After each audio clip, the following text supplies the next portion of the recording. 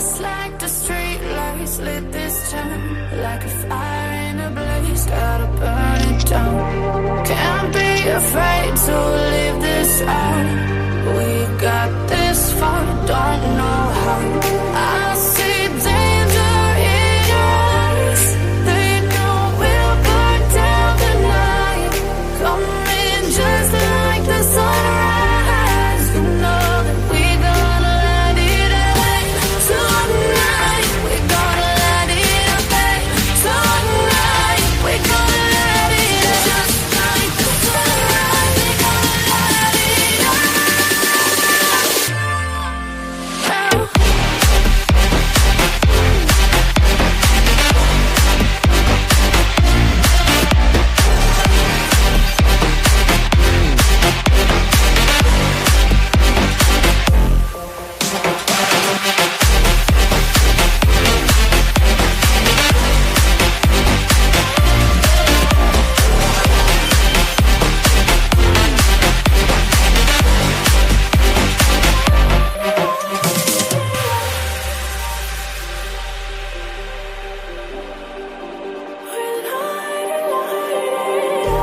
Just like a spark that's breaking out.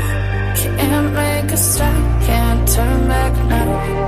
We know that there's no room for doubt. No, we can't turn back now. I see danger in your eyes. They know we'll burn down the night. Coming just like the sunrise. You know that we gonna light it up tonight. We gonna light it up tonight.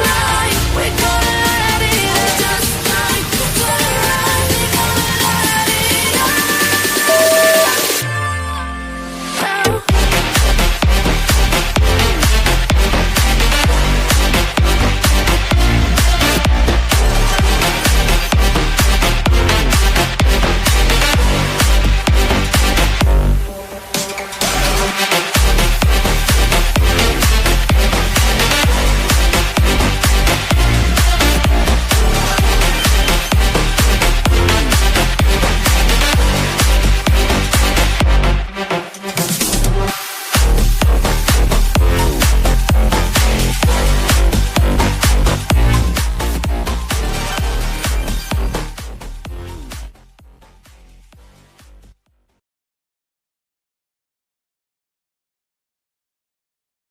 Hey guys, welcome in. Welcome in, welcome in. Of course, my hair's falling down now that we're live. That's fine.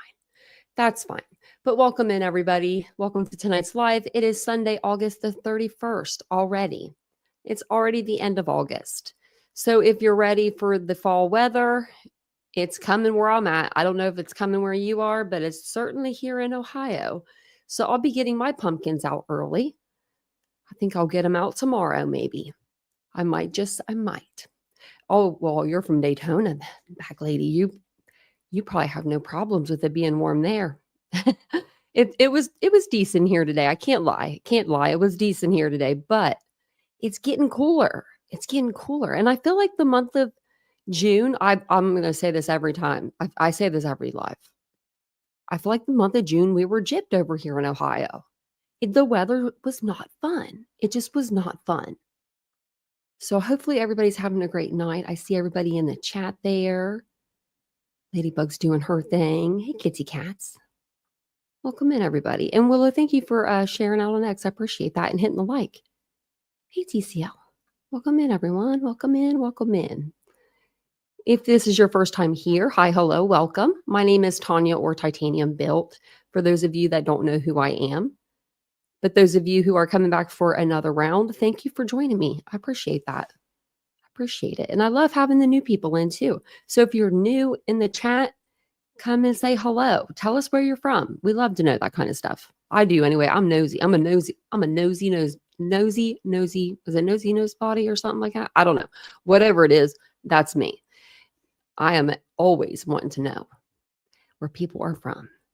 Mid-70s? Yeah, see, that's how it was here. I know. Ladybug, I think we both got gypped on this whole summer thing. I think we should get 3 months wherever we want. Somewhere tropical. Punta Cana. I don't know. Are they cool there? I think they'd be cool there. We do have the best chat. We do, Willows. Hey, Elizabeth, welcome in. It was 83 there. Oh, I wish it was 83 here. But I did get to lay out for a little bit, so I can't complain. I can't complain about that. And funny thing is, here where I live, I think everybody's littles or they just went back to work or some, I don't know. I don't know what happened. But our pool, like we used to have people that down there all the time, at least, 10 people, I would say.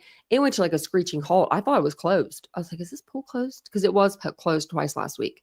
So yeah, it wasn't today though. It wasn't today. I went over and I looked. But I was like, I think that either people are leaving and they're going somewhere else for the holiday, or they just don't know our pool's still open.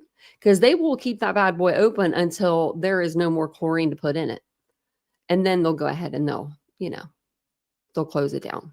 But I think they're going to probably close it early this week, this time anyway, or this year anyway, because it's just been cold. It's just been crappy. So I do have some things up I'm going to show you guys tonight. We're going over like a newer podcast that it's new to us. We haven't watched it on this channel. It's not a podcast. I keep saying that because it was originally supposed to be a podcast, but I found the video version of it. So I figured you guys would probably want to see the video version and not just my pictures. But I do still have all of my Idaho pictures, if you're wondering, in my backstage. So I'll probably never get rid of half of those, But thanks again for being here. If you guys don't mind, take a second, hit the like button, help your girl out. I know there's probably a ton of people live tonight. I haven't really looked, but when I looked earlier, there was a bunch of people live. So we'll see what we get. We'll see what we get. So thanks again for being here. We'll go ahead and we'll get right into it. So basically we're going to start with part 2 of this series. It's four parts, but I think the next part we'll do 2 in 1 because they're smaller episodes and we'll be able to finish it.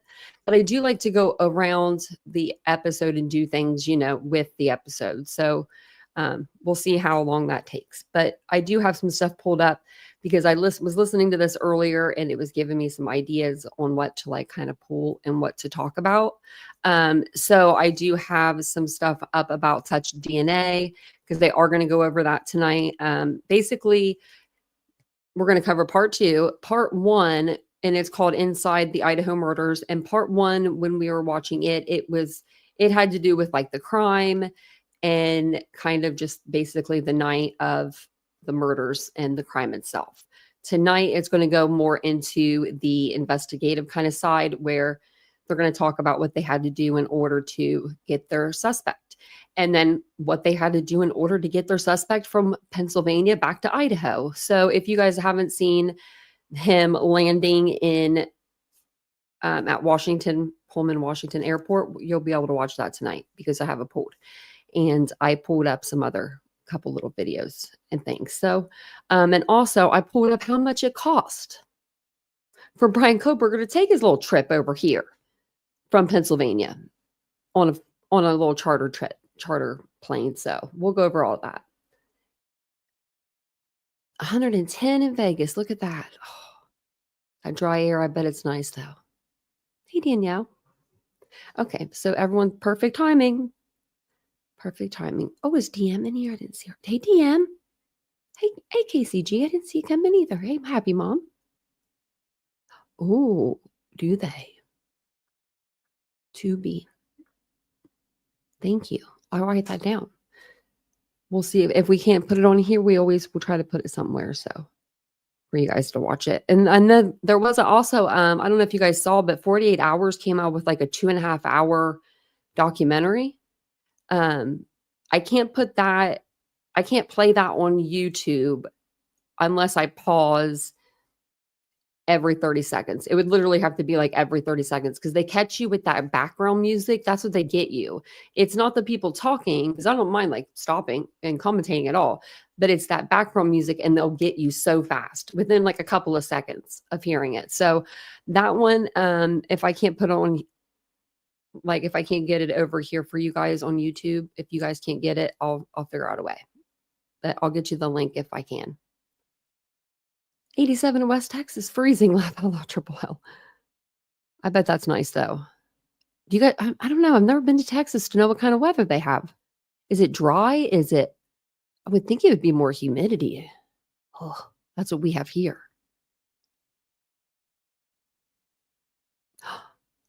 You're living my life, Amy. I'm like, you're living my life. Yeah, we live in an RV and the generator needs spark plugs. Well, that's not that part, but you know, the RV part. And we can't get them. So it's beyond hot as hell in here. Oh, I'm sorry about that. But I do really want to, I've always wanted to do van lifing or just for a little bit. Crud dog, you probably don't have any proof. You don't have any proof of that. We weren't even talking about them. Hey, Doodlebug. Welcome in. But you know what? You know who's going to be on that See No Evil? Isn't that the show that I've been talking about? See No Evil. Isn't that the one on Sundays on ID channel about the kids that they will talk? Mark my words, 10 or 15 years, maybe 5. You're going to see the Coburgs. Marianne Michael's going to be sitting there, and they're going to say, well, there were signs, you know, and then it plays the creepy music. Is that what it's called? See No Evil? I think that's what it's called. I'm telling you. What's called powder? What's powder coat? You mean sugar coat? Crud dog? Don't powder coat it. Isn't it sugar coat it? Maybe from a different country.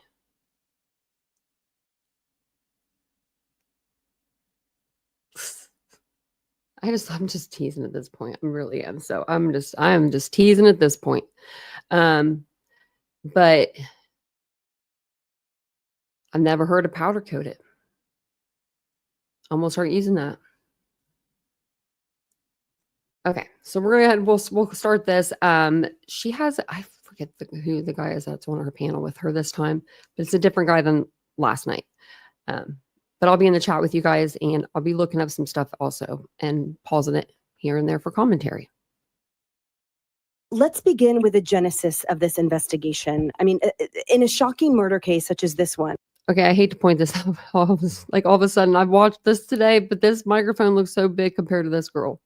What were some of the initial challenges that police faced when they first arrived at the crime scene? You know, the thing about this case is that it initially, the received wisdom was that it was going to be somebody that had been in the house. It was a little bit of a party house. You have these 3 young, attractive college girls. And so I think the received wisdom on the part of a lot of people, including observers like myself, is, all right, where's the boyfriend? You know, where's the love triangle? You know, you're looking at something like that because it became clear pretty quickly that there wasn't like a burglary motive or something like that. Now, they did a good job from everything I hear and see relative to preserving the crime scene. Patrol showed up after they were finally called, and they preserved it, and they got in there and they did what they did with in relative to the crime scene. So initial challenges, I would say, first of all, is the fact that it wasn't called in right away. As you know, it was an overnight. But that said, it does look like they did a good job preserving the crime scene because they got that DNA. But then the subsequent challenge early in the case was the fact that it was, as I was saying, a stranger murder. You know what I mean? And those are always the toughest. That's why serial killers can be very difficult, because they don't necessarily track specifically to a person. They're just out there looking for a random type. And so that makes it difficult. Plus, they move around and everything else. So in this case, you had a guy who didn't have very concrete connections at all to the 4 victims. And I think that in terms of the detective catching the case, once you start washing out everybody's boyfriend, associates, and so on and so forth, and you're not really coming down quickly on the fact that, okay, here's a guy that had a gripe, knew them, history of violence, that kind of thing. Now you're looking at a blank slate, and you have to go the digital forensic route, which is one of the things that I was harping on when Fox had sent me out there in the immediate aftermath. I was saying things like, look, since they seem to be saying it's... Okay, I want to point something out because seriously, and tell me if I'm wrong. Let me see how to word this. Okay, put a 1 in the chat if ever since the beginning of this case, ever since the beginning of the beginning, the cops, the creators, the news, everybody we were led to believe that Kohlberger entered through the back slider door. Put a 1 in the chat if that's a yes for you guys. Like if that's what, like, if everyone was saying, you know, Brian went through the back slider door, put a 1 in the chat. Because this guy right here, I don't know who his name is. I forget his name. But he almost had me fall out of my chair earlier. All the ones, I knew they'd be ones. Because me and Tony in this chat, like me and Tony that's in the chat normally, we were the only ones talking about the front door. No one talked about that front door. And like, I mean, other than the neighbor was like, yeah, I saw the front door open. Remember, he talked to like the reporter. And I was like, yes, you know, I felt vindicated, right? But this guy is going to go on and he's going to talk here in a few minutes. I don't know if it's right here, but he will get to it, to where he's like, they were all on that front door. And I just knew when I went there and I sat in the back parking lot and I looked over the backyard that he went through the back slider. And I'm just like, no, sir. No, sir. That's not how it went. The whole world thought it was the back slider. You're going to hear it. You'll laugh. I just didn't want anyone to fall out of their chair. You know, I don't want anyone to get anybody getting hurt. Not any of the boyfriends, and they're really starting from, from the get-go here, looking at everybody and anybody. I really felt like it was going to come down to digital forensics, and ultimately you could argue that in a lot of ways it did. So in terms of that night, or really, as you said, that day, later in the day, what do we know about the initial evidence that was collected from the crime scene? And then how did that shape how the rest of the investigation unfolded? Yeah, it's a good question, because it's not entirely clear still how much stuff they got day of when they went there later in the day, after they were finally called 5-6 hours after the initial event. But we do know certain things, and we know the things that matter. And the DNA, I think, is the real key in terms of what they got. Because, a lot of people, I think, realize that the case was proceeding along, I would say, 2 tracks. The first of them was the video and cell phone evidence that they were pursuing relative to the fact that one of the roommates, as we know now well, Dylan, saw the perp, Brian Kohlberger, but he had a balaclava on, so she only could see his eyes, but she gave a pretty good description: height, weight, build, and then those notorious bushy eyebrows. So there was that track. Separately, they were pursuing the touch DNA, which is really minuscule, and that's why I say they did a good job processing the scene, safeguarding the scene. This is an enormously bloody scene. The detectives have been quoted as saying the worst scene they'd ever seen, and of course it would be, and considering the magnitude of what occurred.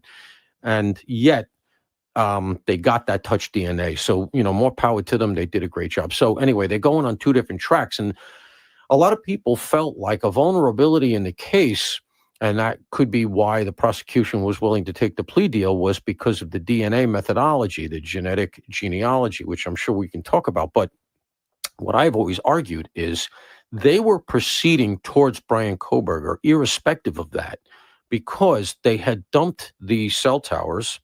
They had gotten the video of the car with the missing front plate, and the campus cops in Washington had already put a finger on Kohlberger and said, hey, we have a car that matches that description, and they called the lead in to the task force over in Moscow. Now, the reason that matters is because if you look at that car and you do any digging on it, as the detectives in Moscow, you're going to say, okay, let me see the owner of that car, which the campus police would have certainly have done. All right. They would have pulled the student ID photo of him, right? Or they could have got it from the DMV and send it over. And you got a guy that matches the description that Dylan gave in terms of body, weight, height, and the bushy eyebrows. So you're halfway home already there. Then you look at his car. You say, okay, the car matches what we have here. Now, the car in the video that the woman from the gas station called in was missing the front plate. You look at Kohlberger's car. Well, it's not missing the front plate. Let's do just a quick check on this car. oh, he just re-registered the car here in Washington State, and he went from one plate to two, because in Pennsylvania, you're only required to have the one plate. Those are the kind of atmospherics where you start to say to yourself, I think we got our guy. So they were there. The timeline's a little squishy. I don't think anybody knows but the detectives in the case. But they were very close, and I can sort of prove it, demonstrate it by the fact that when the DNA was challenged in the original jurisdiction in Moscow, the judge came back and said, I'll allow this challenge to go forward, almost for academic purposes. It was strange. But he said, but I want it to be clear. The probable cause to arrest Brian Kohberger had nothing to do with the initial DNA search. And so what he was essentially saying is they had him anyway. And he was sort of safeguarding the DNA evidence. He didn't want that to become an issue. Ultimately, it did become an issue in the new venue, and it ended up coming in anyway. But that said, the judge himself said the probable cause did not come from the DNA. And so that tells me that they were right where they needed to be anyway. And, so that's the track that they were going down while they were pursuing the DNA thing. And again, I just go back to what I had said a couple of years ago when this thing broke. I used to say they're going to do all of this stuff. What they're going to do to sort of nail it down is the DNA is going to be sort of the ultimate proof. That's going to be the nail in the coffin where they just say, okay, there's just no way we don't have the right guy here. Because these days, the CSI effect, the juries are conditioned to want science. And so, I think that's the track they went, and, it was the right track. So you mentioned, Paul, the surveillance footage. So one piece of evidence that garnered a lot of attention was that surveillance footage. So talk to us about how that helped law enforcement narrow down a timeline. And you mentioned the vehicle. Talk to us about the details of narrowing down that vehicle of interest and how that all fit in. Right. So that was really, really important because it gave them, first of all, where the car was. So you could say to yourself, okay, it's going in that direction. The assumption would be the guy's on his way home, if nothing else. But you now have a visual on a car that, remember, it came out subsequent that they already had the car on video at the location doing that infamous 3-point turn and so on and so forth. So you knew the person in that car is our guy. They had some bad luck because the way the video was configured, you couldn't see who was driving. You couldn't even get like a silhouette or anything. But you do have to speak up for an unsung hero here. I just was talking about the two cops from the Pullman campus of Washington University, or Washington State University, I think it's called, because they're the ones who dug out the car. And it's funny, they each did it independent of each other. One of them did it on the computer system at Washington University, and the other guy did it by just flat foot work, got in his car, drove around looking, and came upon it. They both came upon it the same day, independent. So it just shows you that was a very sort of salient piece of evidence. But this video that you're talking about is the same thing. The owner of the gas station, or the worker in the gas station, she wasn't the owner. She's doing the overnight shift. And ultimately, after they had put it out to law enforcement, they put it out a couple of days later to the general public and say, hey, guys, we have a vehicle of interest. And it was really of interest because, as I said, they knew already that it looks like the same car. It is the same car that was at the location doing a 3-point turn. So they knew they're looking for this white car. And the woman in the gas station, it's a dead overnight. She's working 24 hours. She says to herself, you know what? I'll take a shot. Let me look at the external camera of my gas station here to see if it captured anything going back. And it was a long time. It was like a week, 10 days or something. I forget when she did it. But generally, those systems overwrite. And we just got lucky. I think it overwrote every 2 weeks was the plan or something. It just came in under the wire. And she's like, whoa, this looks like the car. And then the time. I thought those systems would overwrite every 30 days. I mean, it could be every 2 weeks. I don't know, but I'm going to look it up. I'm wondering. I wonder what kind of cameras those were. Line matched up. And so she came forward with that. Why was that key? Because it shows you where he was going, the time fit, corroborated the white car, but you could see very clearly in the gas station video that you were missing that front plate. And as I said, if you matched that to what the Washington cops came up with off the campus, and if you did some backgrounding on Kohberger's car, you're going to see Pennsylvania was where he previously had it registered. Pennsylvania only requires a rear plate, which is pretty rare. There's not that many states like that. Most require 2. And then you'd have to say to yourself, that's such like an oddball thing. You got to start to look at him. So yeah, that video was key. The video from the location was key. The video from the location is interesting because it also apparently picked up audio, which we ultimately saw in the true crime special that was put out on Dateline that caused such hubbub. You actually heard what sounded like Xana's murder, which should not have been leaked beforehand. And, we could talk about where that all went. But yeah, are they ever going to do anything about that? Do you think we're ever going to know who the leak was? Like, I want to know. If there was a supposed leak and they said it was on the prosecution side, I want to know who the leak was. I want to know who it was. I mean, there was leaks in the Richard Allen case in Delphi on the defense's side twice or something like that, and then maybe even the prosecution side once or twice. There was just so much evidence getting thrown around in that case. I mean, everybody was leaking stuff, leaving people in rooms with crime scene photos just at your disposal.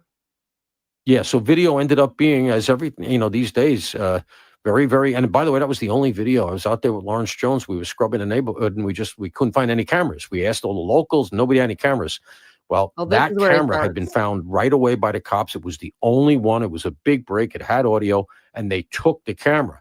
So while we were out there, me and Lawrence were looking around for all the cameras, and we said, I went on the air, and we said, there's no cameras here anywhere. It's too bad. Well, it turns out there was one, and the cops already had taken it. Yeah. I think what you've just said, just to provide a little color commentary of my own, first on the cameras, I mean, this just illustrates what a safe neighborhood everyone thought it was. And these were college kids. And this, it really is a very simple, sort of idyllic existence out there. And then when you talk about the law enforcement officers of WazU, Washington State University, recall that I went to University of Washington across the state. So our rivals were Washington State. So we would go at least once a year, we would go to a football game at WazU, and Moscow, University of Idaho, is just 8 minutes away. Yeah, it's right there. Yeah. Right across the border. And this illustrates how everyone there sees it as one community, and that the cops at Wazoo are like, it's not separate. We think of things as other states and like separate communities, but it is just one. Right. And, it's friendly rivalries. And a lot of families, they call them divided households. They have one kid that goes to UW, one kid that goes to Wazoo, one kid that goes to University of Idaho, or whatever it is. Right. Yeah. And so it's really, it's the Pac Northwest, and especially in that area, everyone, it's one identity there. And it just goes to show that Washington State was deeply invested in solving this too. It wasn't just this isolated University of Idaho campus. No question. Moscow and Pullman are really, one big community there. Wazoo, I never heard that. Yeah, so I probably say it derogatorily. I think everyone that goes there likes to say Washington State, but we say Wazoo. Well, it was a beautiful area. I'd never been to that part of the country. It's one of these things where I was out there, and it really came home to me, like how sad the whole situation was, because it is an idyllic area. It's beautiful, man. And Moscow itself is this really quaint little town, and then Wazoo, as you say, you go over there and it's bigger, but like it's real like middle America college stuff. They got this big arena where they play the basketball. I went to one of the games while I was out there. So, you can see it, and it's like, God, this animal killed 4 people in the midst of all this. It's really, really heartbreaking, because you can see how they must have felt very safe, not locked the doors, a little bit of a party house, as we all know, which, we all did that stuff in college. And the proof of that, I think, is the fact that he came in through the rear doors. Yeah. It struck me right away when I was out there. Initially, everybody was saying, well, he came in the front because a neighbor had said that I saw the morning after the front door slightly ajar. So everybody was focusing on the front door. Nobody focused on that front door except for me. And I'm gonna go to my grave with that one. And Tony, I haven't seen Tony in a while, but she's probably freaking out about the door situation too. I mean, everyone thought it was the back slider door. Everyone, since this case has been a case on the internet. I've started covering this case, I think, the Idaho 4, I think it was November the 16th. November the 15th. It was the day before the press conference. So, and it was always the slider door, because people thought that they had heard that the back slider door was open, right? But when I went back to listen to Chief Fry, he said that the door was open, ajar, but he didn't specify whether it was the front door or the back door, but the neighbor did say the front door. So we just assumed the front door was open and the back door was open. And the front door actually looks out onto a field, and across the field was the fraternity house that Ethan belonged to. So there was a lot of focus on the front of the house. When I got out there, whatever it was, the week after the event, when I was walking the area and I walked up behind into the parking lot, there was like a hill and you come up behind, there's like a parking lot. And then you can look through the trees down this hill and you're looking into the back door of the house, the second floor where the glass doors are and where Dylan and Xana had their, bedrooms. But you're looking into like the kitchen, the shared kitchen. And it just hit me like a ton of bricks right between the eyes. And, I just knew he came in through the back because you could surveil the house. It's safe. You're guarded by the trees. And all you have to do is you can watch everything that's going on. And we now know that he was almost certainly for a while watching that house previously in the weeks. I mean, if he wasn't on the case, we'd still be looking for a suspect, right? How is Emily just sitting there? Like, not even... Maybe she's making a little bit of a face, but I feel like I would not, my face tells everything. If it doesn't come out of my mouth, it's definitely written on my face. I can't help that. And months leading up to it potentially, but then night of, he pulled up, he must have looked through the house. So there was nobody in the kitchen. The two girls, Maddie and Kaylee had been eating at that kitchen table. And then went upstairs because they got food after they were coming back from the bar, and the famous food truck. So it just hit me right away. This is where he was. Yeah. And ultimately that's what he did. I don't think that food truck was famous until them girls ate there. And the and proof brought of the whole what you're saying about them feeling so secure is the fact that those glass windows, which you could look in and watch like a fish tank, were not locked.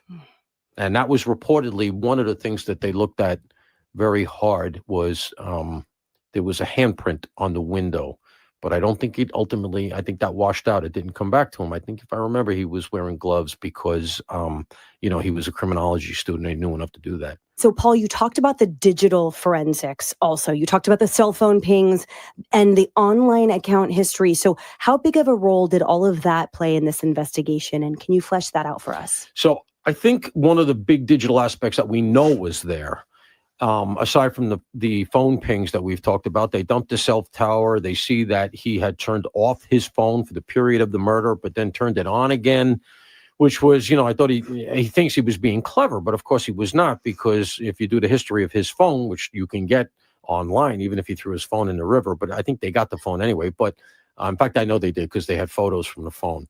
But the fact that he always has his phone on, but then he turns it off for 5 hours around the homicide, and when he left the area, it's just like, guy, are you kidding me? It puts a finger right on you.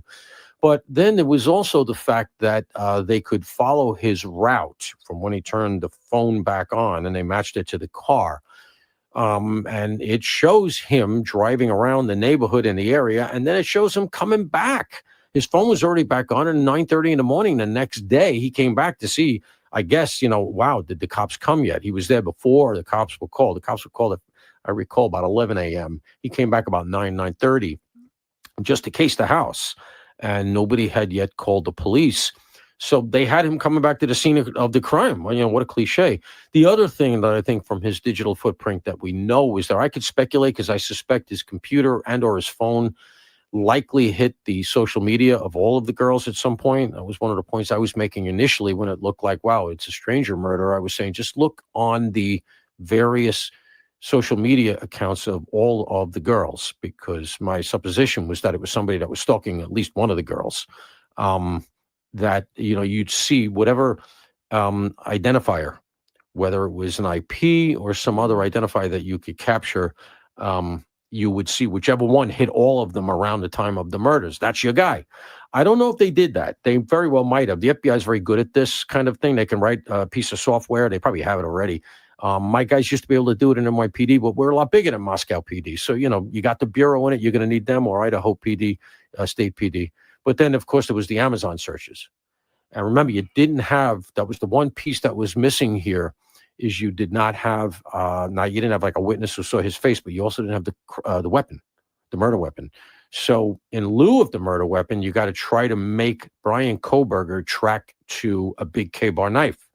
And then in the Amazon searches, you see that some months before the event, he had not only bought a K-bar knife, which had a sheath, which matched the sheath that was found at the scene, but then subsequent to the murders, he was again searching around for a similar knife because presumably he knows he doesn't have the sheath, and he would have gotten rid of the knife wherever he put it, likely in the river or something. They've never found it. And so he was looking for another one. And so they would have been able to demonstrate, and that was challenged by the defense, and the prosecution blew right through it. The judge sided with prosecution. No, his Amazon history is coming in. He's looking for a replacement knife. And what's so chilling about that is, aside from the fact that it would have been great evidence had it gone to trial, it argues that he was going to do it again.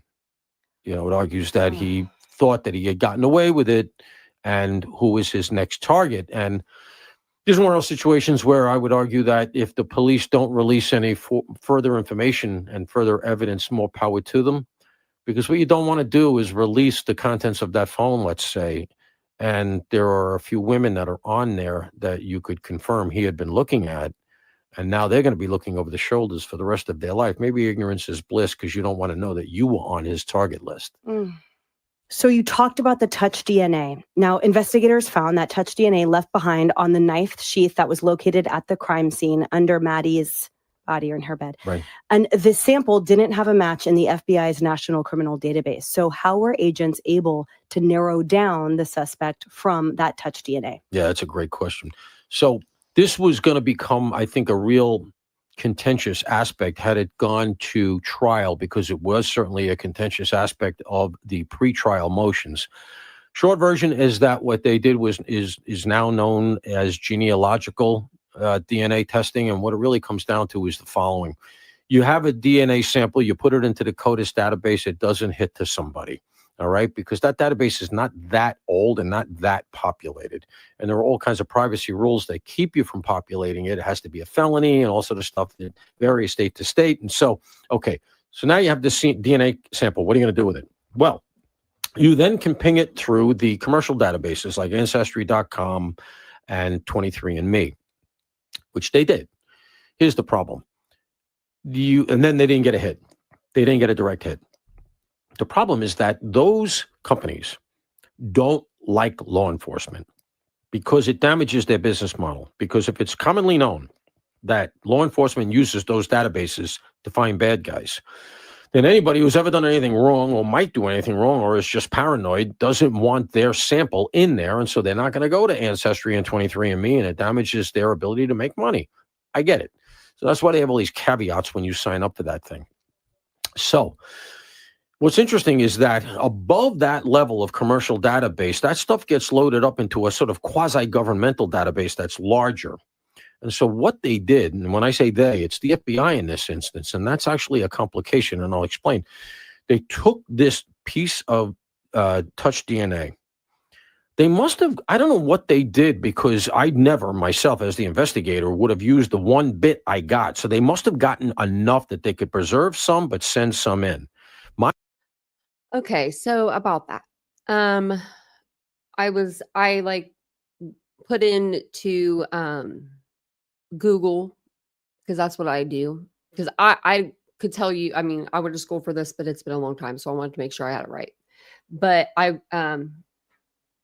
could have sworn when I was in school, you had to have a certain amount of skin cells to like get a hit or whatever. But when I looked it up, it says, although there is no set minimum amount, because I said how much touch DNA from skin must there be to test it.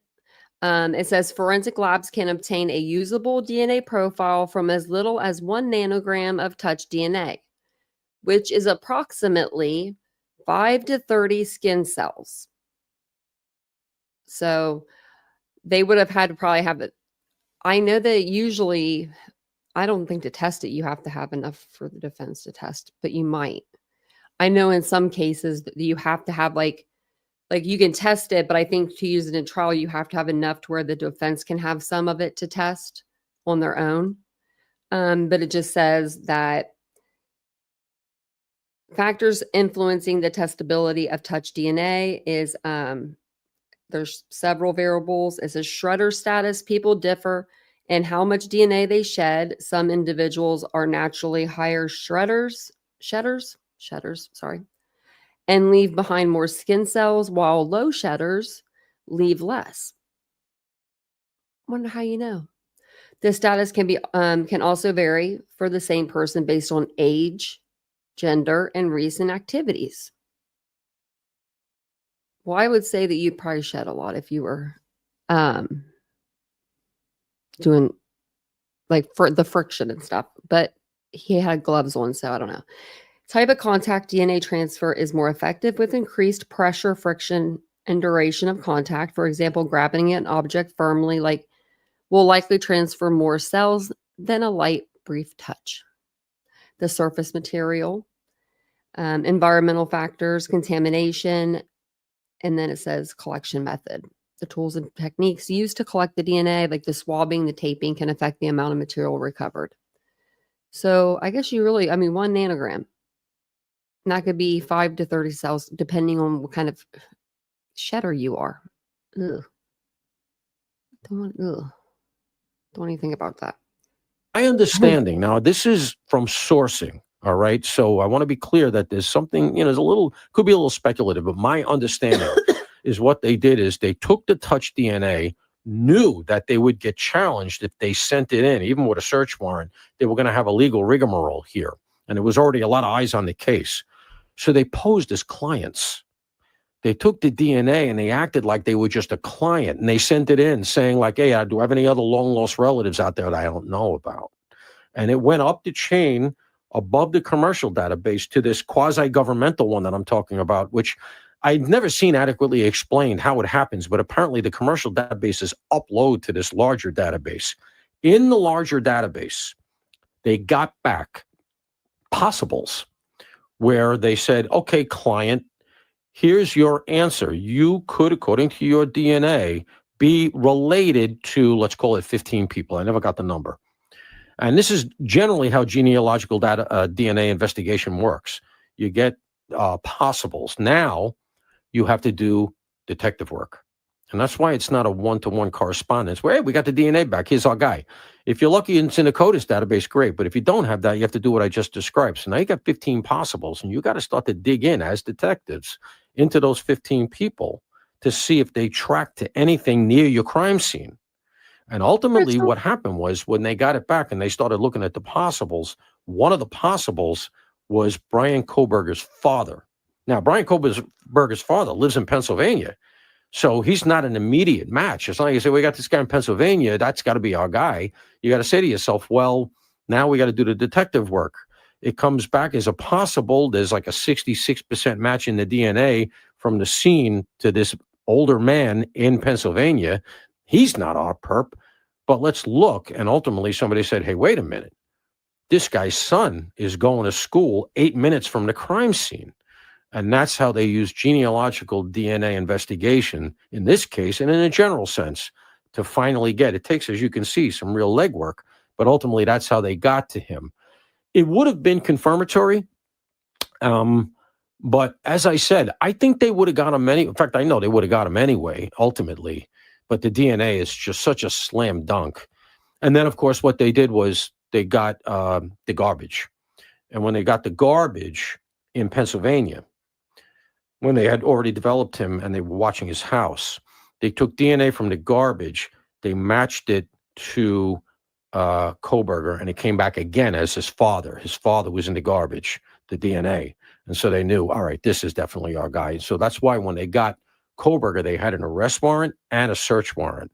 And not only did they search the house, the search warrant allowed for a buccal swab, rather the cheek swab. They go in with a Q-tip and swab the inside of your cheek. That gives them, and that was a 1-to-1 match to Koberger from the scene. So once he was finally identified as the prime suspect, Koberger, what more did the authorities need to do before they were able to arrest him?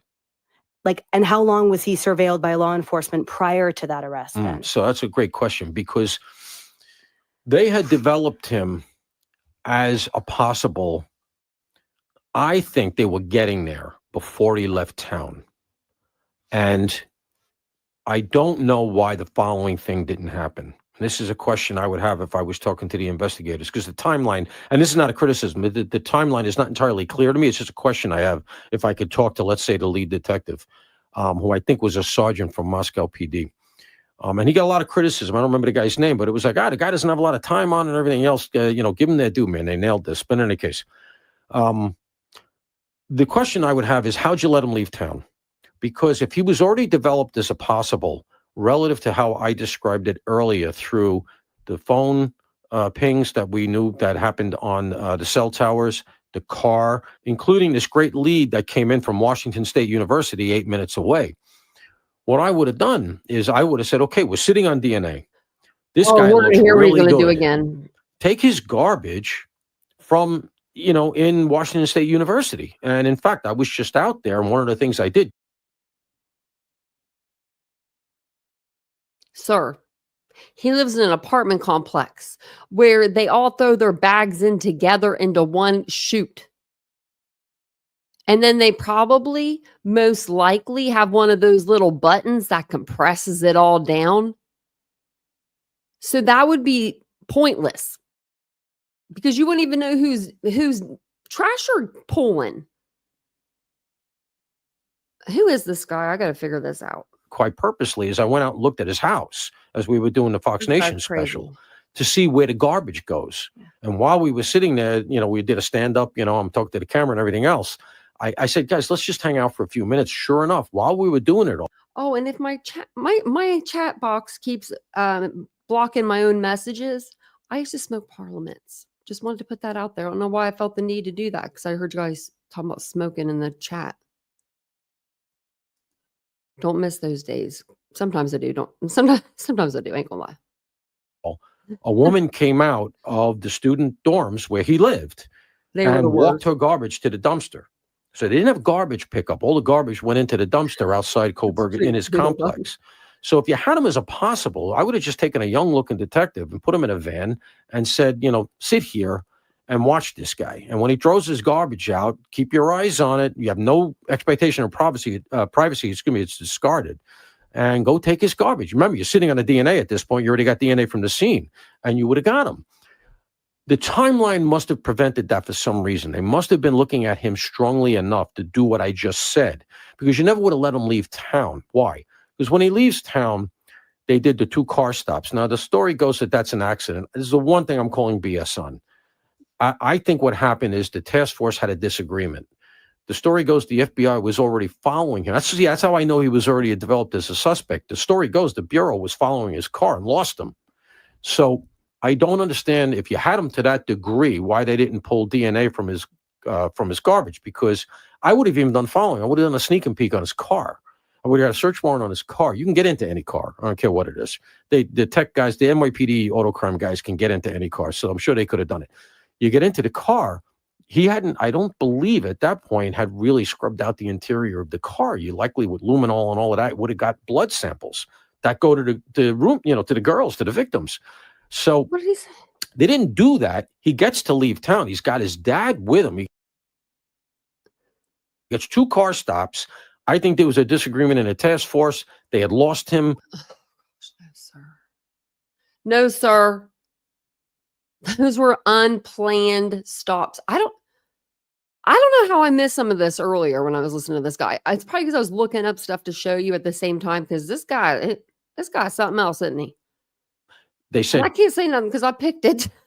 I know a guy. Pull him over. Somebody knows somebody. Where's he going? He's in Illinois. We think, all right, put out an all points on the car. I know a guy in that area because it's 2 different jurisdictions that stopped him as he was driving cross country. And yeah, that's how it worked. the FBI just called a friend that he knew that was a cop in Indiana. And then he said, yeah, I just happened to be right on that highway right now.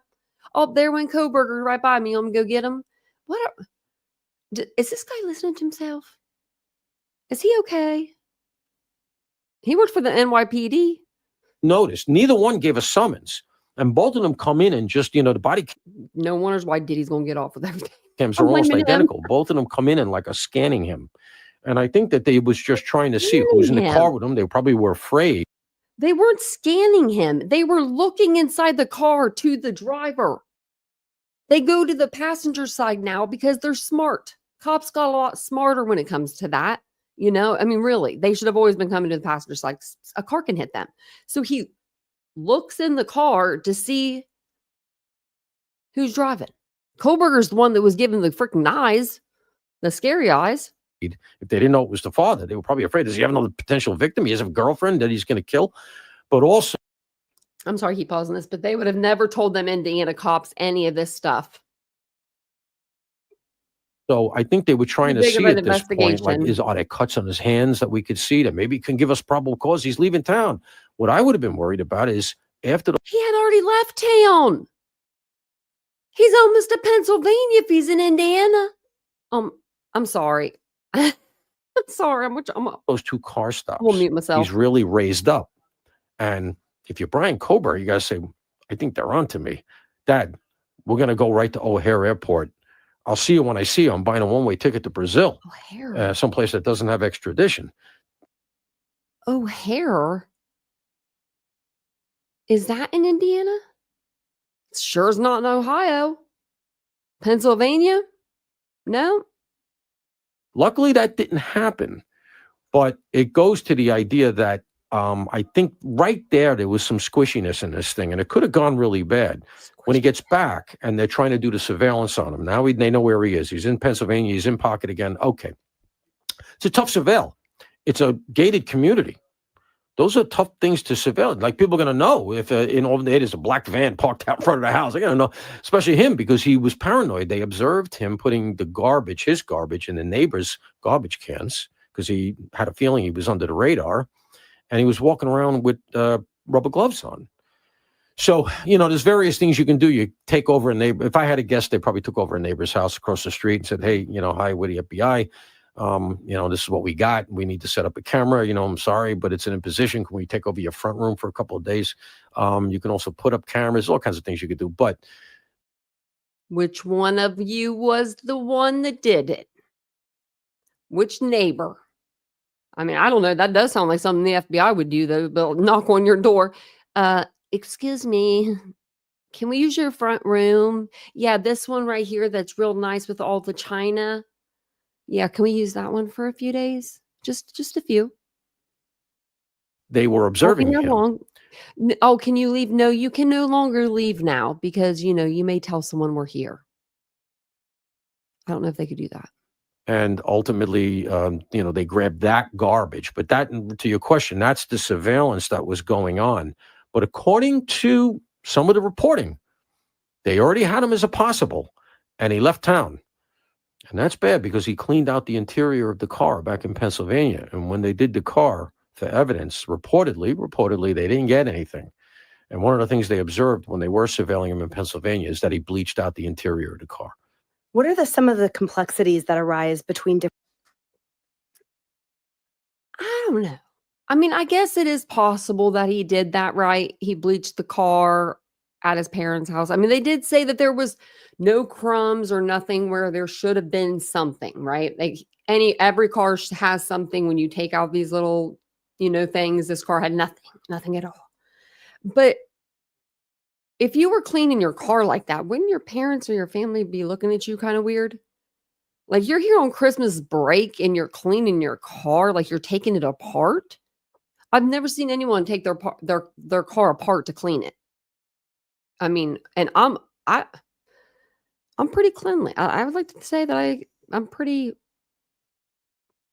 clean, and I've never taken a seat out of a car to clean it.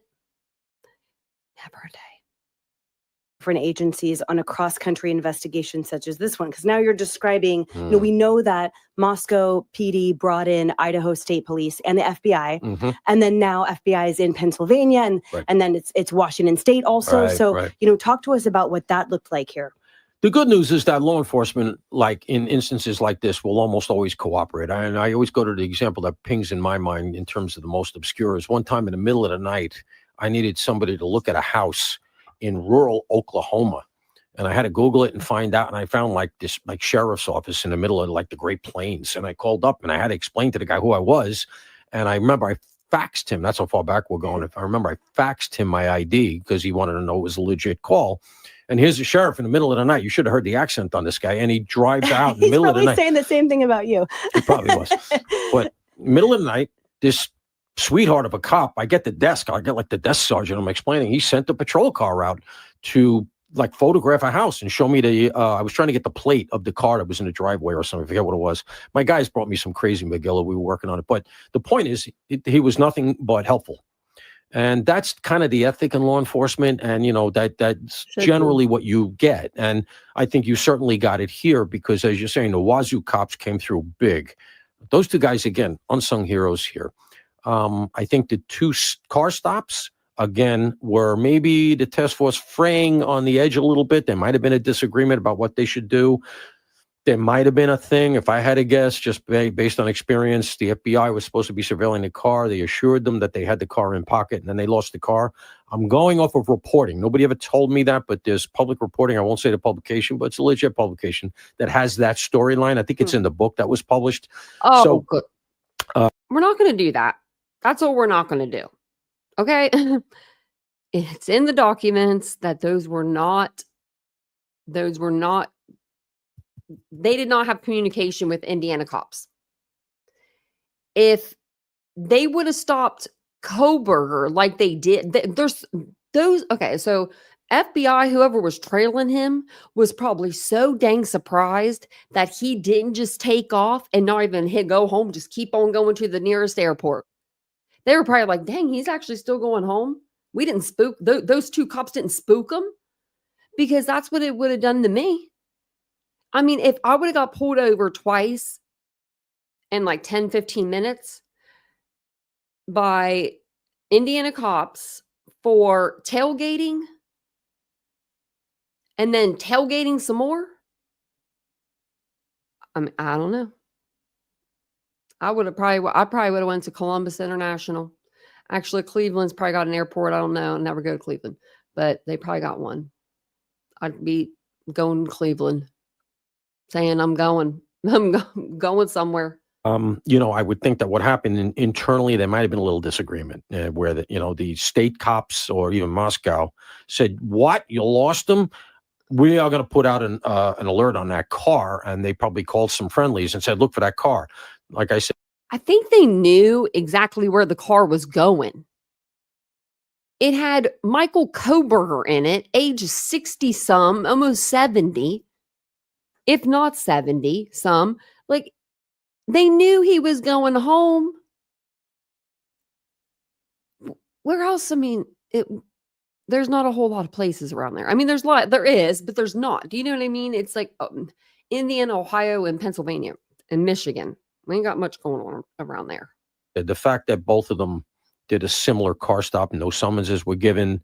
They both used the same excuse, unsafe lane change or some nonsense. That tells me that there might have been a little wiggle room there, because the Bureau FBI put out a statement saying we had nothing to do with those car stops. So I think that might have been the one place right there where it feels to me like the whole thing might have frayed a little bit. But other than that, everybody did the right thing.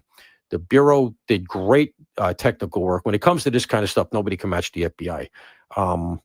We had tradecraft and NYPD that we developed that was unique at the time that now is commonplace. But in terms of nation. Yeah, I knew he got pulled over on 70 because they be pulling everybody over on 70. Nationwide, even internationally, you go to the Bureau if you're Moscow PD or even Idaho State PD. You go to the Bureau for this highly technical stuff, and it looks like, and then Pennsylvania State PD came through on the house. They had cops there. You need locals because you no matter where you are, you always need a local partner, because you can't just set up on the house. Somebody could call it in. Somebody could call 911 and say, there's a strange car parked in front of my house. It's been here for 3 days. Now the whole thing's blown because the cops come. So you got to make sure everybody is on the same page, and everybody did the right thing. But I will say this, there's complication potentially for trial because it's a state case in Idaho. The way the law works is that you only have to turn over as what's called Brady material, stuff that has to be going into the case from the prosecution side, what is in your command and control as the prosecutor. And I had this in New York. The defendant's lawyer was making all kinds of noise. I want everything the FBI has. And the FBI did this. It was a kind of a joint case, but not totally. It wasn't a joint case on paper. The FBI had the guy as a subject. We ended up with him as a subject. They weren't on it anymore. And so now we had it. The point is, this defense attorney wanted everything. And the FBI was like, we're not in this case. It wasn't a joint case. We had it. It's no, anything of ours is no longer pertinent. The point is this, for a state case, the Bureau hates giving up. The feds hate giving up sources and methods. And that's the genealogical thing. They did the genealogical DNA. The defense in this case, in the Koberger case, was having a hell of a time getting the FBI to cough up what they did and how they did it. And that's one of my other theories as to why we might have gotten a plea deal, because they just said to themselves, the Bureau is really reticent here. Let's just put this guy away forever and safeguard the methods, the technology, because the defense attorney was a sharp woman, this woman, Ann Taylor in Idaho, and she was plugging away very hard at that potential. I'm going to stop him right there. Can't believe we're rewinding back, but we are. Sir. Ann Taylor tried to use the, my client was looking at the stars. That was his alibi defense. Well, and Mr. Judge at the time said, you can't use that as an alibi defense because he has nothing to corroborate it. In the state of Idaho, you have to have a corroborating witness or whatever to your alibi, or corroborating testimony, witness.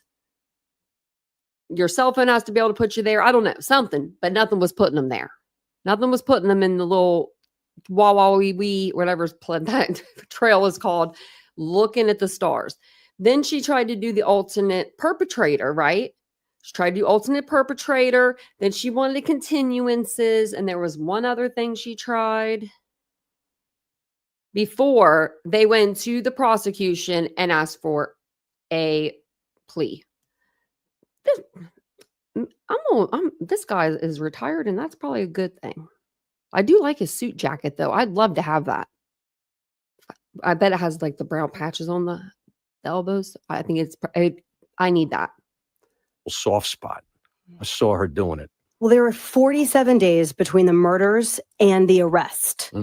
During that time, the case was heavily covered by media outlets across the country, but the public didn't have a lot of info about where things stood with the investigation.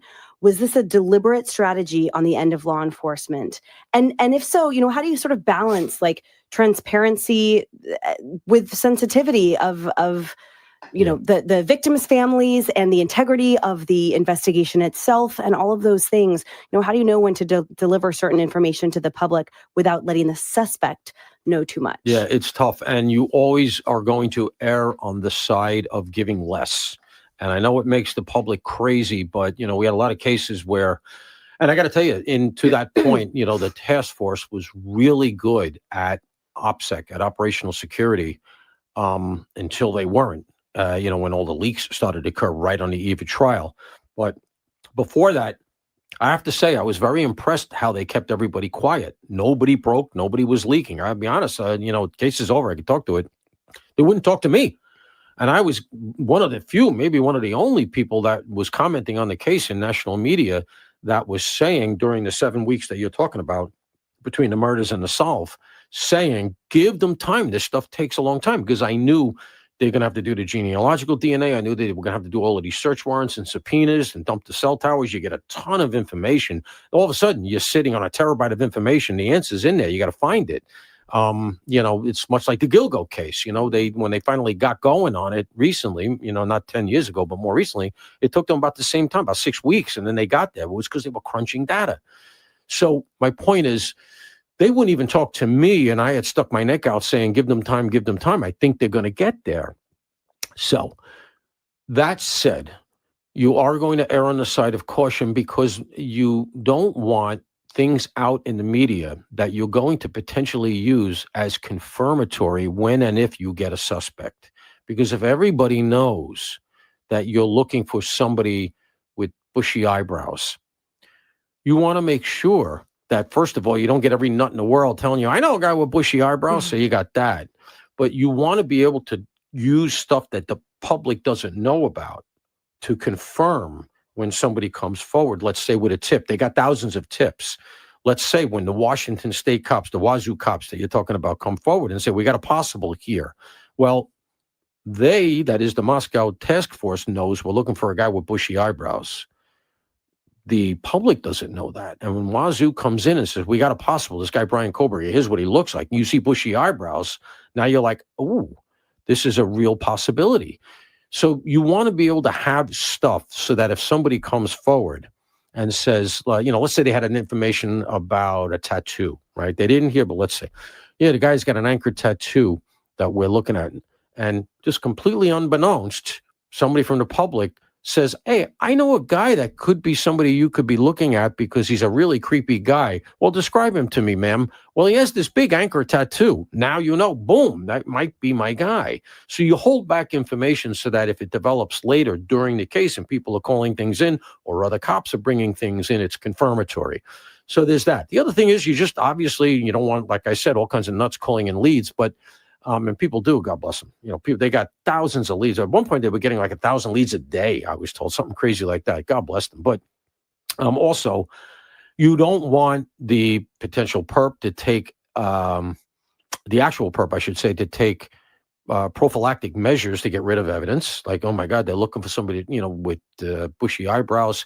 I'm going to throw my computer in the river because I don't want them to see I was searching for another knife. And you also don't want to give characters like me a lead to go poking around. I don't know, on the journalism side of things. Now, to be honest, I did none of that. I wanted to make sure I got nowhere near the case because God forbid I did anything to damage the case's integrity. It would be terrible for my reputation, for the reputation of obviously for Fox, but also I would just feel terrible, but not everybody thinks that way. And you don't want pieces of information that go out, and then all of a sudden there was so much interest in this case, 200 journalists descend on every possibility, and it can really screw things up. So I know it's frustrating for the public, but having been on both sides of this, I have to defer to law enforcement. You really got to balance that. You can give what you can, but sometimes you just got to say no comment. We obviously can't release that. And, I get it. I was frustrated too. I was hoping that maybe I could get some stuff that was reportable, safely reportable. But instead I had to try to rely on instinct. It's just an intuition and, some experience to try to say, I think this is what they're doing. And, ultimately it ended up, being validated. It's hard when you're in the thick of it. But that hardness pales in comparison to the triumph of a successful identification and arrest. And, Sure. We've covered so many cases where leaks have seriously damaged the investigation. And then you think about subsequent murders that are preventable. Dianne Feinstein, who leaked the shoe size and type of print of the Night Stalker, Wow. who then threw his shoes over the side of the Golden Gate Bridge. Did that happen? Is that And right? then, yep. And then he kept killing. But if Wow. so there's always been a tension with, the publics want to know, but with a priority of the victims and the investigation so Right. that it can save lives and bring to justice those who have already been murdered. It happened here actually, ultimately, because as I said, they were great until they weren't. Somebody apparently on the law enforcement side, if I'm reading the judge's body language accurately, but like a week before trial, 2 weeks before trial was scheduled to start, we had all of this stuff come out on Dateline and this big leak that came out. And the judge said to both sides, but very clearly talking to the defense, do you want me to appoint a special prosecutor? And that creates a whole, after almost 3 years, we're all waiting around for the case. And now you have this whole collateral issue where you might have a separate investigation that gives the defense a place to drive a truck through. The defense was asking for more time. The judge, without saying it, actually gave them an extra week. But, if I was the defense, I would have said, Your Honor, well, they did ask for a continuance, but it creates an appealable issue because you could have said, you know what, I had to go to trial before I saw the various crime specials that were coming out because the Amazon one wasn't out yet. And I would have said, I also don't have the excised footage. If you remember in Karen Reed's case, the prosecutor there was putting in the case clips of Karen Reed. And because he knew she wasn't going to testify, so he was putting clips of her from the various specials that she did, but they were clips rather that had been cut out that didn't make it into the documentaries. They were on the cutting room floor. And that was a big part of his case because it was stuff she said off camera that she thought wasn't going to see the air. And I would have been saying the same thing if I was where the defense attorney was, Ann Taylor. I would have said, I want everything, including the stuff you cut. And I need like a couple of weeks at the least to go through it all because, what if you had in there, in the leaked stuff and the stuff that fell on the cutting room floor, stuff like the prosecution or even the defense witnesses, and apparently what? She couldn't even go through the stuff that they gave her in the beginning 2.5 years ago. She didn't even get through that yet. She never asked for more time. She never asked for anybody to be hired in as an, apprentice or whatever. Nobody at all. Some stuff that was a little contradictory. The roommate saying stuff that I don't really remember and things like that, which somewhat contradicted from what I understand, was going to go into the case. It just creates a mess. And like I said, that is the damage that leaks do. And I don't think he was going to get off. They had him as a slam dunk. But that said, if you had the one weak juror who was willing to go, who knows? Is there anything that stood out to you, Paul, within this investigation that was especially innovative or unprecedented? I think the genealogical DNA investigation, this is the first time I think it's finally hit the public radar screen. I mean, I know it's been used in other cases, Green River, as you've mentioned to me in the past. And then what actually was a well-known case was a case in Texas where the detective work was faulty, and using genealogical DNA, they got the wrong guy on a rape charge. And ultimately they had the Golden State Killer is the first case that they used that on. DP that declined prosecution. And that became a little bit of a cause celeb on how you can't rely exclusively on genealogical DNA. But in this case, I think it's the first time the public has heard about that methodology. They've never heard of it. And if it's done right, it is very important, and it's going to become part of cases going forward, undeniably, because this was just touch DNA. It's just a little bit of DNA that somehow or other he left on the button of the clasp of the sheath of the knife. That is pretty deep. And they got it. And that's why I said, there's an unsung hero in there as well, because whoever processed that crime scene did a hell of a job. Now, despite all of this solid evidence, this is sort of a hallmark of the times we live in now, where there's a faction of people, within the corners of the internet who remain skeptical about the case and Kohberger's involvement. I don't even understand one bit about that. But what do you say to them? I say wise up, because there are cases that are what they appear to be. I've seen speculation regarding this that I think has a little bit more of a foundation to it, such as, did he have help? Which I don't believe, because obviously the investigation here was so fulsome that had he had somebody else in the car with him, or had he been in communication with somebody else, the way they did the phones and the cell towers and everything else, you'd have that second piece. And not only that, it's well established that he was a loner. So, and he seemed to have no contacts whatsoever, and he was some sort of an incel. I've seen speculation. Hey, he had 16 contacts. About his father's involvement. Just personally, I don't believe that either. I think the father drove cross country with him just to have some father-son time, but also he probably knew his son was a little bit of an oddball. Drove cross country to make sure the son got back in, good shape, and keep an eye on him. And he might have even heard that the son was already having trouble in school and in his job there. Kohberger was crashing and burning in this program. He looked like he was about to be fired in his teaching assistant job, and the father might have known that. And so at the end of the day, your father's going to be there for you, but I don't believe the father had any involvement, and I think they would have surfaced evidence of that. And I also am pouring some water on the idea that this was not his first rodeo. You people say, how could he have started with 4 killings? Nobody does that. Well, no, that's not true. People do start with that. And if you look at the history of serial killers or mass murderers or whatever you want to call it. There are instances of that. And I also think that at the end of the day, he didn't expect to kill 4. I think he went in there, from my own personal opinion, he went in to do Maddie, God bless her. And Kaylee woke up. He didn't expect her to be sitting in the bed with Kaylee being there. Kaylee was back just for the weekend. Kaylee fought him. God bless her. Rest in peace as well. And that's why, he had to do her because she was there. And then according to the leaked timeline, the police surmised that at some point Xana heard the noise because she had just gotten a DoorDash delivery, so she was awake, came upstairs and he chased her. And he managed to get a hold of her in the doorway of her bedroom. And whatever reason, Ethan didn't wake up. Apparently they'd been drinking. He must have been a solid sleeper. And at some point, he killed Ethan and reportedly with one blow, but then, slashed at him, his legs. That's another detail that came out in the leaked information. That looks to be the timeline of what occurred and how it occurred. So I don't think there's any credence to any of those theories. And I do think that in this case, we do know what happened. Do you have any final thoughts that you'd like to share, either about this case or about what the investigation means for the future of investigative work? Future investigative work, all I would just say is the genealogical DNA is now very much a part of the methodology of all detective work. Everybody should just get used to it. It's going to be there. It's not a be-all and end-all. It has to very often be married to other police work, but it's going to be there.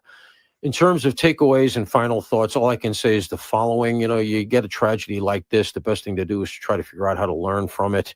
And I can tell you that I told all of my relatives and everybody I knew who had young people away at college, get those Ring cameras, lock your doors. Everybody has a key. Stop being naive. I know you're young, you want to party. You got to be defensive. And I'm just going to say it may be politically incorrect, but especially young women. Young women are more often the targets of these things than not. I can agree with that. We just got a new camera this weekend. Is it still the weekend? Yeah, it's still the weekend. Just came yesterday. And if you guys need a camera, Blink is having a awesome sale right now on cameras. Everybody should have a camera. Even if, let's say, you don't want to you can't afford an outdoor camera. Let's say you can just afford, cause they do make cheaper indoor cameras, like those little ones. You can always get the light bulb camera that I have. It's in the closet right now, but the one like the one at 111 2 King Road, the one that they had, it's the same. I got the same one. It was under like $20, I think, when I got it. I want to say that. I want to say it was like 15 or $20. Can't beat that if you don't have a doorbell, or not a doorbell, but a light bulb where you can twist it and put the camera in. Get a Ring doorbell. They are pretty cheap also. Or get a Blink and set it up in your front window, facing your door, and on the inside of your house, not on the outside, obviously. But yeah, do something like that. I've seen people do that here actually to watch their cars. And I'm like, oh, pretty smart idea. But I live second floor up in the back. So, So that's what we have. We have Blink cameras and they work great. The one in the living room, I need to plug that one in, but Vincent's always setting it off. So I'm constantly looking at my phone. So he has the Blink one on the app on his phone, but we just got a new one. So I have an extra one. And I was like, I might put this at the office or on the office store at the studio and not let you in. I was just like kidding around, but I might have to do that actually so that I don't bother him.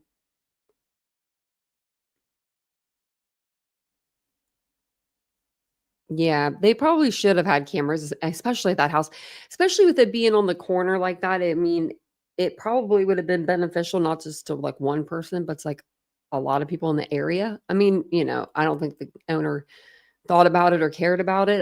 I think that they hadn't had a murder in that town in so long that they were still living in, that small town feel, and that sucks. That was ripped out from underneath of them. It really is. I know that Yeah, I think that they didn't even lock the doors. They just, they had that sense of security. And unfortunately, that wasn't very, that didn't save them in the end. Being from a small town myself, like I told you guys, we left our doors unlocked all throughout my childhood. Like my parents are from Philadelphia, but they said when they moved here to Ohio, to the small town that we moved to, right?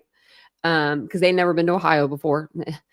They said that the worst thing that they would read about, they would read the paper on the weekends, like on Saturdays or Sundays. It would come out in the paper, like who got arrested for what, like over the weekend or whatever. And my parents would like sit at the table and they would like laugh at it because it would be like people stole the milk cartons, like the milk crates or whatever, off of someone's porch, or the Coke bottles off of someone's porch that were like 5 cents a bottle, right? So my parents would just kind of laugh at it in a way because they're from Philadelphia. They grew up there. They're used to like pretty hard crime, right? I mean, where we first moved to was such a small town that it was like horse and buggy kind of small. Like it was like Amish. And I think my aunt lived there and my mom. Like that was it. Like, so it was a very small town. So then when we moved to our house, we still didn't lock. We had an apartment, then we had another house. We had a house, and then we never locked our doors. We just always assumed everything would be okay. And then, like I told you guys last night, 9/11 happened. And my dad was like, lock it down, like it was like a whole new thing. But I also grew up with a police officer on this side of me and one on this side. So both next door neighbors were officers. And then around the corner, my best friend's dad was an officer. So I think my parents they had that added security too. So we're going to do our members only giveaway. So what I'm going to do is I'm going to go over and I'm going to put it on members only chat for just a minute. So we can do that. And then we'll open it back up. Let me see where we at. Content. Because it won't let me just do like members only. So I have to do it this way. And then just email me, whoever wins, like we do every month, just email me at titaniumbuiltboo@gmail.com and just, verify who you are. Usually it's pretty easy to verify who you are. Okay, I'm going to put it on members. I was like, how do I do that? Okay. And then I'll let it like filter through for a second. So we'll be right back with everybody. Keep your questions, keep your answers just for a moment. Also, Barry Morphew is going to be going to court on tomorrow at 1:30.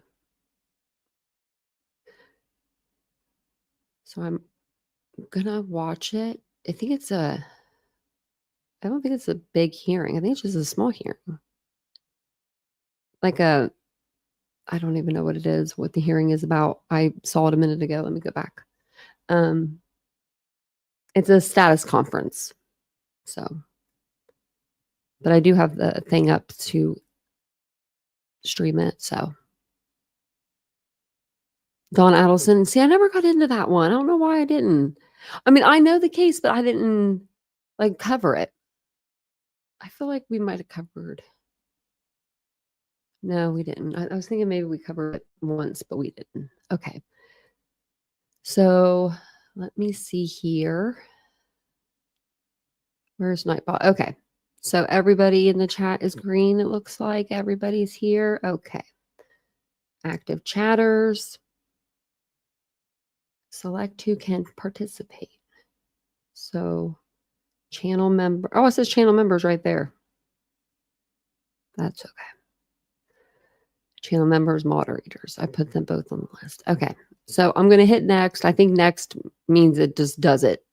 Like, I don't think it like lets me, like, it doesn't give me a warning. It's like, and then it'll pop up in the chat who won. So, okay. Oh, never mind. Okay. So I got to hit done. Minimum time a user has to be active. Okay, so 1 minute I'm put in there. Did it show me? Last time it showed me all the names.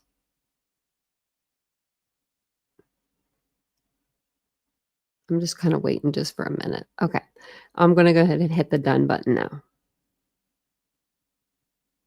Oh, I saw her facial expressions, Ashley, alone. Let me see. Okay, so do we have...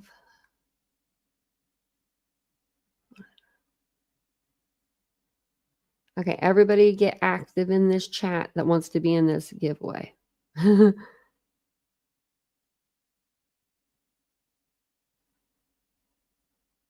just making sure. Okay, there we go. I'll give it a couple more minutes. Okay, there we go. There's some more people up there. I was like, where's the rest of the people? Okay. You just keep on typing. Okay, so I'm going to go ahead and I'll choose it now. It says that everyone I think is in there. Yeah, okay, ALR is on there. Okay, so I was making sure ALR was in there. Happy Cappy. Are you here? Happy Cappy. Come to the front.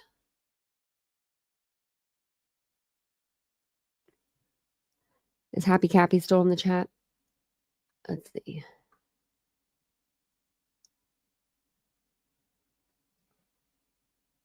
Happy Cappy.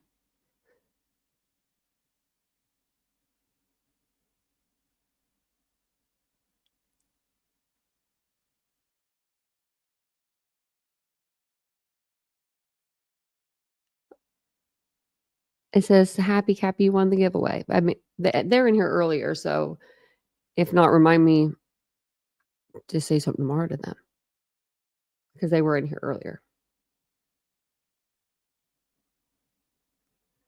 We'll give them a couple minutes. Maybe I'll there we go. I was gonna say maybe I'll and then I'll turn it back on the regular stream too. If you want to just email me and yeah, you won. So it's a gift card. So I will say so what you do is just email me and then we'll confirm that it's you. Somehow we'll figure that out. Because your name's Happy Cappy, but I'm sure it'll be fine. Just email me at titaniumbuiltboo@gmail.com. You can email me tonight or tomorrow, whenever you want, and then I'll send you over. It'll be like a gift card. It'll be like a Visa gift card, and you can use it like online or whatever you want to do. So, and I think that I have it back on. And let me write down. Let me write down your name. So I can remember that. I wouldn't forget in one night, I don't think, but wouldn't that be something else if I did? But I think that's all I really have for you guys. I was going to show you Koberger flying in, but we don't really need to watch that. We can watch that some other time. But I will tell you this, though. You know how much it costs for his little plane ticket? They spent $14,000 on that to fly him back in that crappy little plane. That little charter plane. But I guess, it's probably a lot of leg room, only like 4 of them on it. But yeah, I couldn't believe that when I read that. Whenever they brought Brian Koberger back over from Pennsylvania. I didn't have the volume up when I was watching the Cardi B trial. I don't know why I didn't have the volume up. I don't know actually how it got turned down. Vince must have turned it down some other time and it was just down.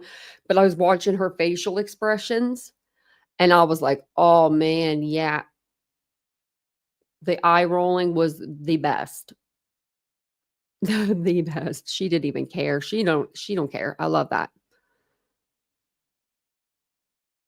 And hello, Amber.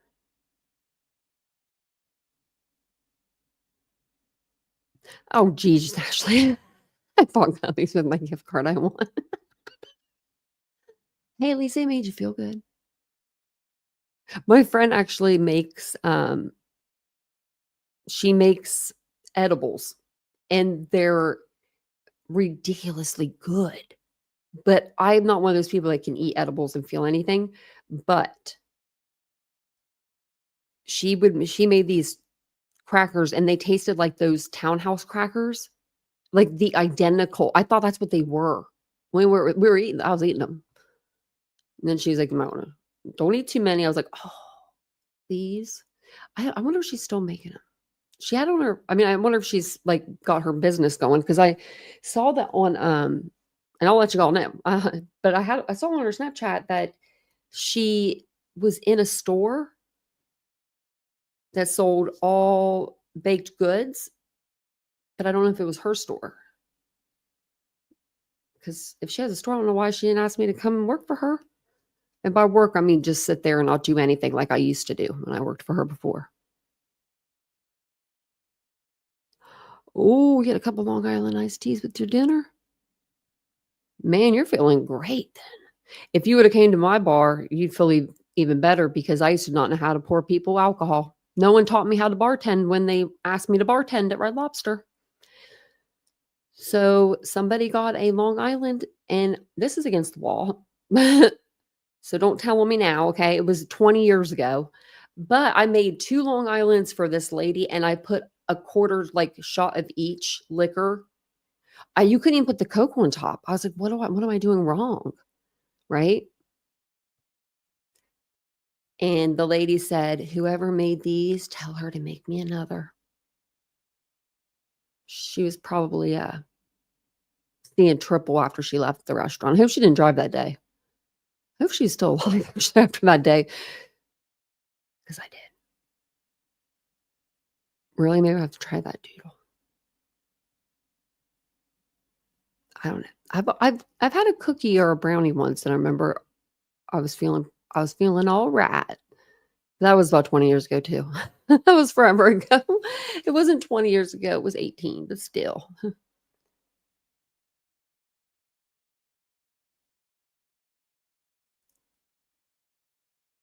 If it's a US site.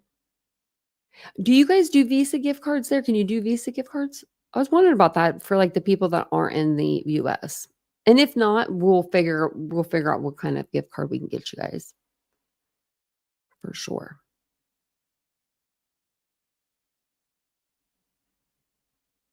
I've never been a Long Island iced tea kind of gal. I don't like sour mix though. I'm not a big fan of like sour mix, so I'm not a big fan of margaritas. Mm, I'll do like a strawberry margarita I mean, who am I kidding? I haven't had a drink in years, but if I did have to have a drink, I would do like a strawberry margarita. That actually sounds pretty good. Okay, awesome.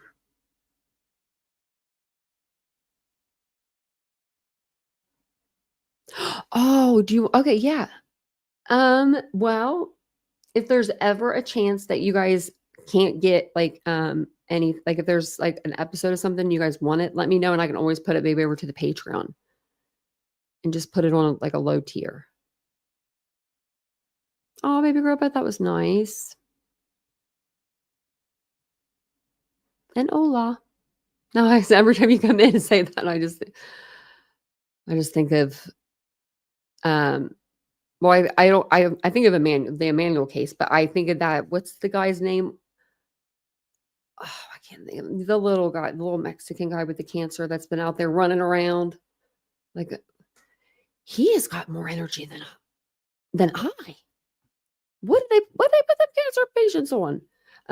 On the Tira. I like that guy. He has pizzazz. I'm gonna give him that. He has the pizzazz. He has the charisma. He's like a different version of a JLR. You know, just a little bit different, but the same. Like in your face, kind of reporting, or like maybe I'll scream something out at you over here. But I do like him. I do like him. Have a good night, Ashley. But yeah, I do like on the Tira. He's just something different. I did see on his page he made the news. And he did good on the news. He wasn't too crazy. But yeah, I thought it was pretty funny. The Dateline one. Okay, so I'll put that one. Let me see. Let me see if I can get you this link. I think it's 48 hours actually.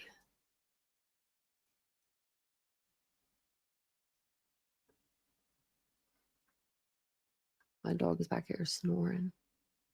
Okay, let me go to the 48 hours videos. I just saw it right here. Because I started recording this and I was going to put it over to Patreon just to like have it for you guys. And I was 17 minutes in or something and didn't realize that I didn't mute myself. So I was like, oh, I don't know if I was being loud or anything. So this is just a YouTube link. Brie, I would. Like, do you mean online or in person? I do actually both, probably, if people were interested. But yeah, that would be fun.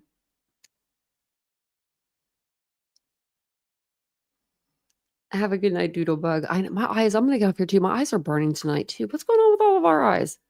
Everyone's like, I'm going to bed. Mine are like, I don't know. I feel like this one's like swollen. See it? It looks like it.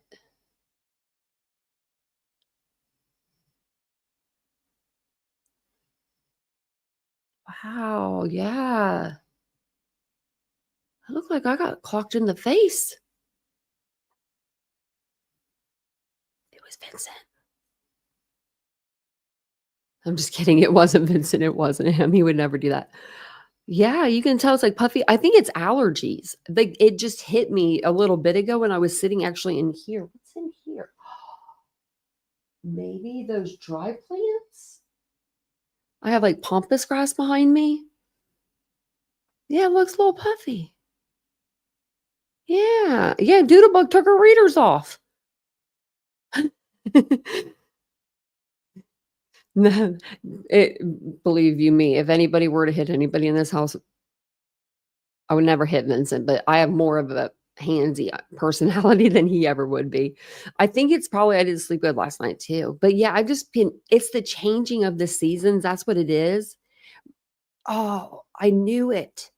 I knew allergies had to be bad because my eyes have been like this eye is a prosthetic, so it's fake. So this eye will get bad with like pollen on it. And it'll get like, it'll water a little bit, but this eye will burn. So then I'm like, I know when it's something when I look at this eye, because this eye is, see, it's like really flat. They did that in the surgery room. Marcella said her, yeah, allergies have been awful. Okay, so that's probably what that has to be it. Because I'm like, oh, is it not coming up? That's on YouTube too. So it's just if you want, look up 48 hours and see, maybe that's what it is because it's 48 hours. Sometimes you guys can't get them in the other countries. So I will upload that. What's tomorrow? Monday? If I don't do it Monday, I'll definitely do it on Tuesday because Vincent will be gone. But I'll try to do that tomorrow for you. It's about 2.5 hours. It's about 2.5 hours long. So I'll put it over there and then I'll put something on the community tab to let you guys know that it's over there. So, okay. Well, now that I know. Well, that sucks.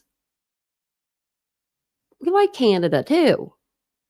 Let them play it. But thank you guys for being here tonight. I'll put it on the Patreon for you guys. But I do appreciate you guys. I will see you guys all later. Have a wonderful night. And I'll see you guys either.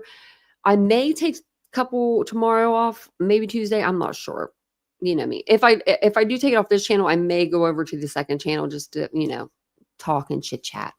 So if you're not following me over on the second channel, make sure you are. It's Unfiltered with Tanya, Tanya.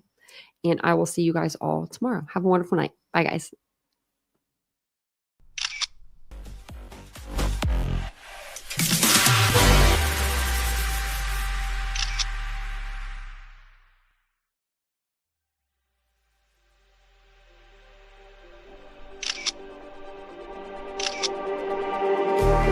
Just like the street lights lit this town, like a fire in a blaze, gotta burn it down. Can't be afraid to live this out.